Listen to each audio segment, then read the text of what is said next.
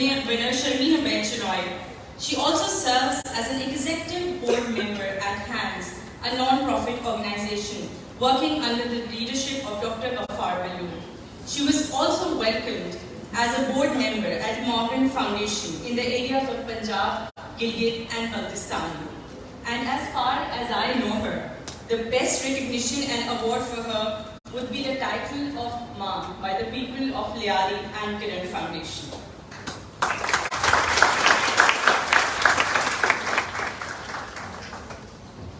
It's a pleasure for me to introduce my mentor and the moderator of the talk, Dr. Sarwat Numan. Dr. Sarwat is the head of Education Department, Institute of Business Management.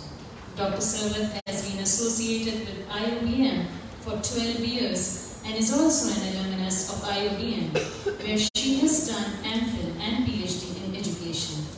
She is the country director, currently also serving as chief editor of the Journal of Education and Educational Department. Dr. Sarwat, over to you.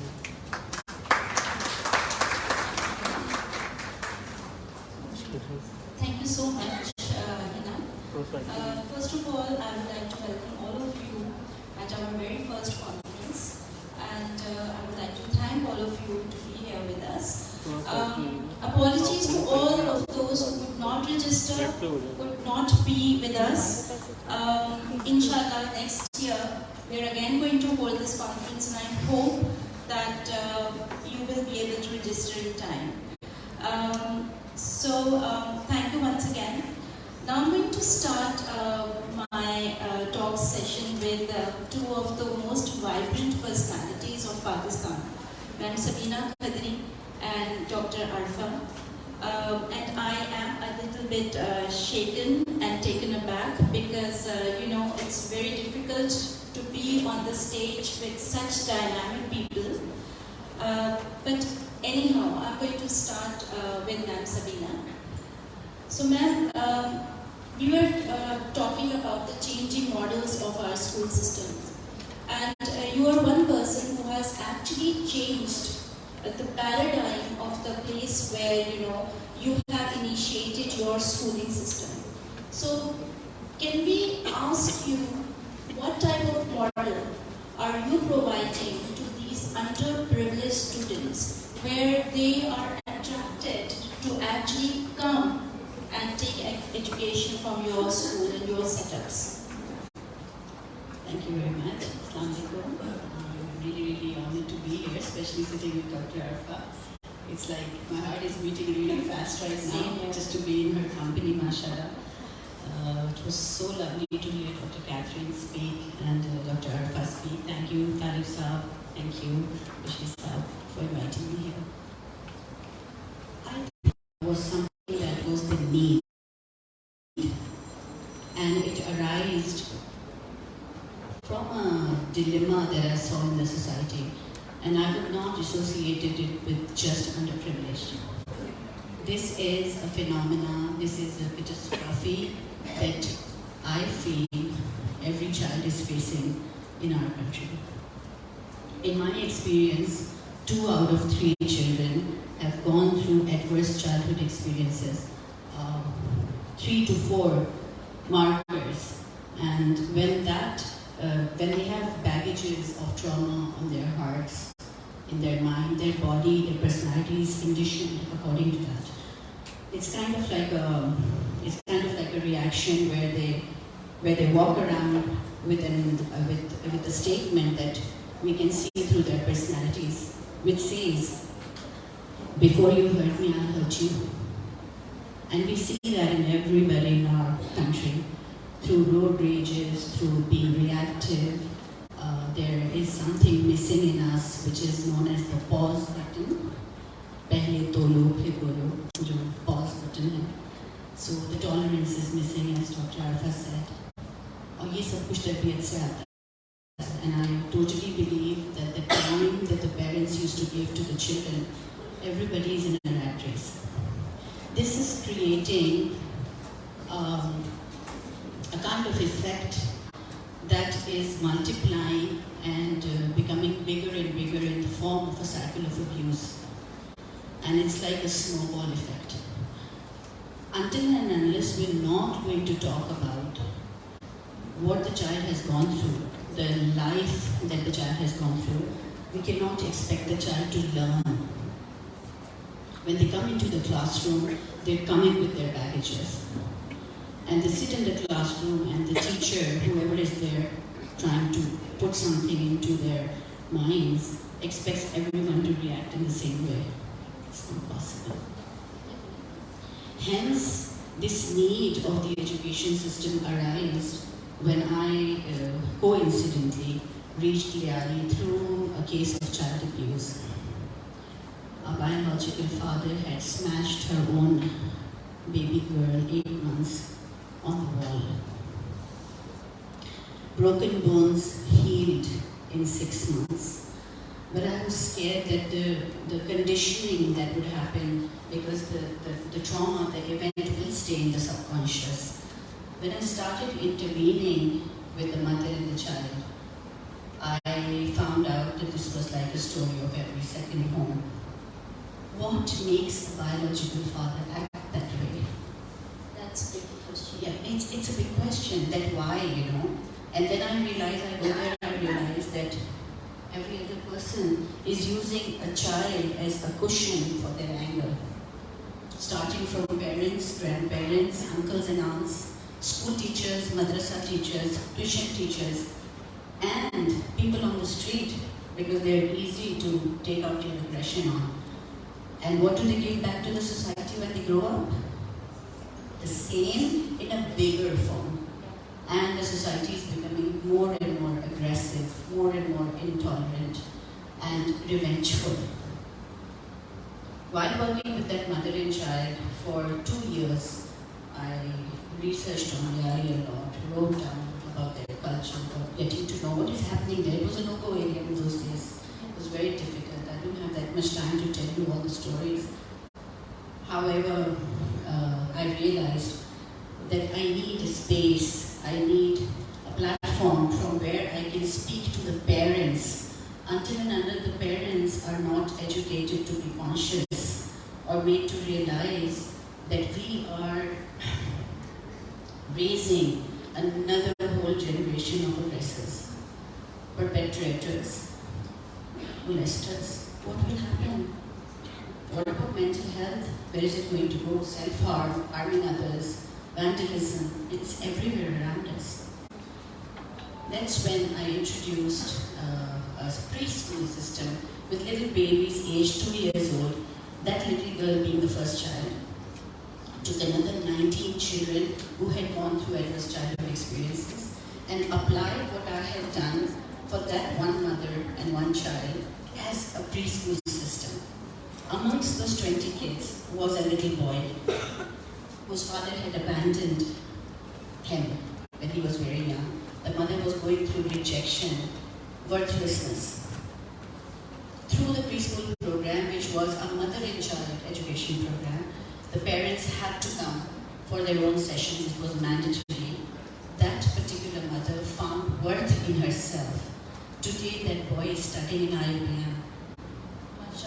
Yeah.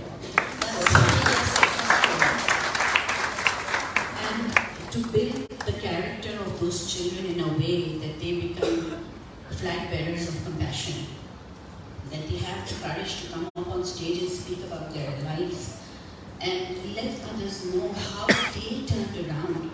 They said no to abuse, no to intolerance, and they said we want to be the ones to talk about our life and bring compassion. So our school eventually grew into a whole school system. We now have around 2,000 families who have gone through this system. It's a parent and child program where it's mandatory for the parents to be students with the child, or else we don't take admission. If we are going to keep the parents out of the equation of education right now, schooling, I would say, we're in for a very big time bomb. Because in this era, the parents are unable to understand the change that has come through the meta world. Okay, one question that comes to my mind while telling us about the parents-child relationship and bringing the parents in. how do you cater with fathers? I mean, I do understand it, mothers are usually at the helm of the affairs, but what about the fathers? How do you cater to them? When we start bringing in the children into the school, in the very beginning, obviously you need to give them something so that they want to come to the school, right? I would like to give an example, a little story related to this. It will maybe answer your question. When we adopted the government school over there in India, after that preschool, we jumped to a government school after 10 years. Took the entire trauma-informed parent and child model onto the government school. During those days, I used to have, community meetups. We call them community kacheris.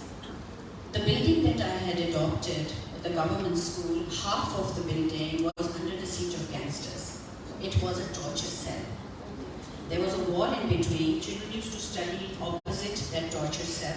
However, as much as we know how our young boys are, when at home time they would climb over the wall just to see what's happening in the torture cell. We broke that wall, we took that school under us, and I started waiting every day. For a whole month, I used to sit outside waiting that people who were here, who were working from this torture cell, will come, because obviously I stepped on their tail, right? Somebody would come, threaten me, maybe a letter, something, nothing happened. During the community kacheri, during the community meetup, there were like around 1,000 people sitting in the ground, and I asked them, I said, do you know why have they come to threaten me because I've taken over their place? One of the men stood up and he said, they also want their children to study. Okay, so that made me open up history and try to understand why did they become who they are. They want a change. They're fed up now. They want love. A child who doesn't come home with his heart full of love in school is only looking for love from the teacher and will not learn until that heart is filled with love. So we're trying to create that oasis there. Obviously, it wouldn't have been possible if we wouldn't have done it without the parents. Because if I give something to the children and not to the parents, then it will not reach the community. They are the ambassadors of change, the moms especially. So they're going home, within their homes, they're collecting people in their building, they bring them together and they only talk about restoring the belief on love. And that's the only way to reach our children now and ever. Yeah, I totally understand how this triangle works in the education system, where you have the schools, where you have the parents and you have the child. And if one thing is taken away and the triangle is incomplete, the education is just incomplete.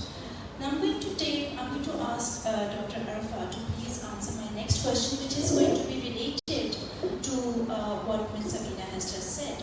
Because she said that it creates a psychological impact on the whole society when this generational trauma, it keeps on repeating itself after one generation to another generation. So I'm going to ask Dr. Arfa, how do we manage this trauma? One way is, of course, the school system and engaging with the community, what Madam Hadley is doing. But is this the only solution? Or can we think about other paradigms and other solutions as well?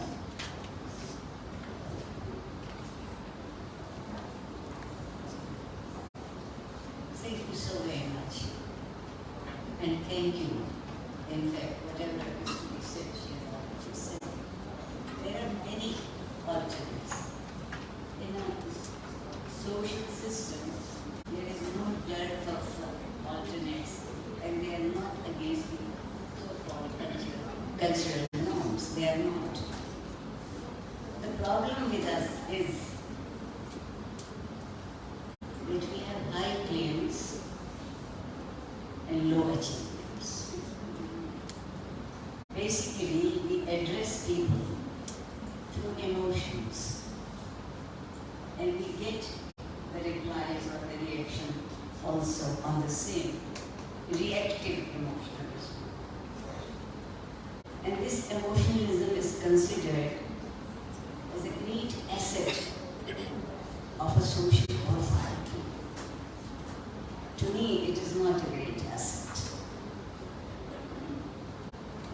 should be something that sustains a society. How do you sustain a society? You have provided them a platform where they can come and hear either their grievances or their concerns. I'm really sorry to say that your legislatures do not provide any response to our concerns, because the legislature is the first place where the common concerns should be put and your representatives should be there. The representatives, the first thing they want, that their salary should be tripled. The second thing is that their home should be refurbished or changed. The third is new furniture. The fourth is the latest car. I'm not joking. I'm not joking. You can go to Google Restaurant and verify it. Why this? Why this that we are only thinking of a change in the outer side of the society? Then in the persons, then the individuals. Yes. We think if we will do something different, we will be cast off. Yes. The problem which I understand is basically feeling so unsettled in life. Does not bring a sense of satisfaction.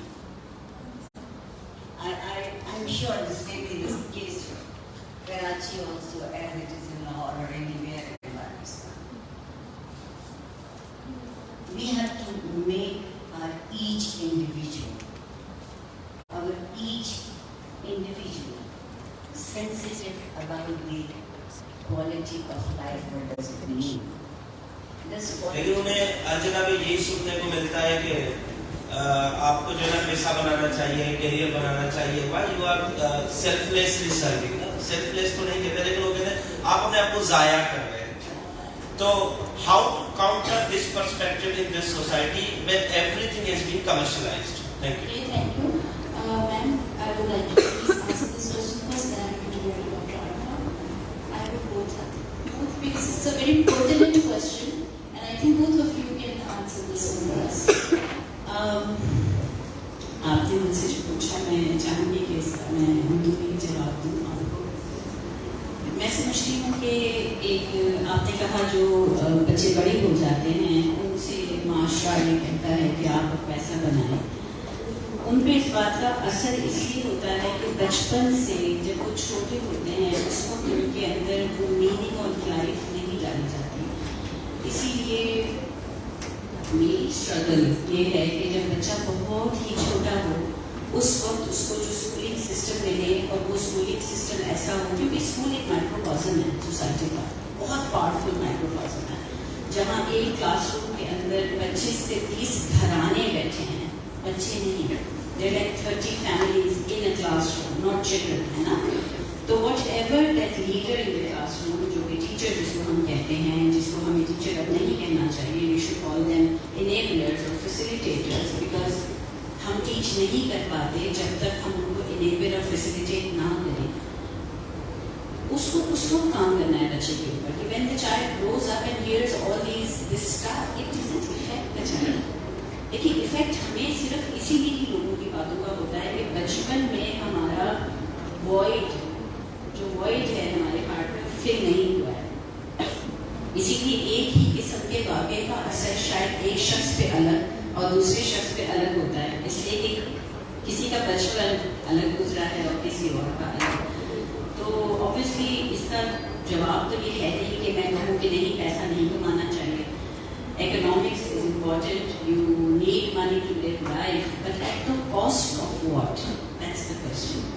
या अगर आप पैसे बनाने के journey में अपने अंदर की कनेक्शन को खो दें, क्या कोई स्कूल हमारे मुल्क में, does any school in our country teach coping mechanisms? That's the question. Does any school in in our child, teach children as young as 2 years old how to connect from inside. If there is no anchor inside, that's where you get lost when you start connecting to the extrinsic world. बाहरी दुनिया में जब हम connect होना शुरू होते हैं और अंदर एंकर नहीं है तो हम बह जाते हैं like a boat without an anchor. So it's really important to bring that aspect, the social, emotional teaching, the internal connection, the meaning of every concept that is taught in a class. There is no meaning. There is no phenomenon-based approach connecting it to your real life. And मैं एक थोड़ा सा आपका एक time हो गया, आपने जो बात की है उसके ऊपर ही I was just wanting to add that कि the जन्नत की और बात की तो सब में दिल चाहा में मुझे वो वाक़या क्या था कि right in the beginning in 2007 when I was going to Liari, in those days it was a no-go area in those days, and walking up and down the Liari street, I used to walk up and down. I used to park my car outside because मैं अंदर गाड़ी लेके नहीं जा सकती थी. I noticed one day I noticed that all the street dogs are not complete. Someone has a leg injured, someone has an ear injured, some dog doesn't have an eye, किसी की टांग नहीं है, कोई लिम्ब कर रहा है, कोई भी कुत्ता मुकम्मल नहीं था. ठीक है?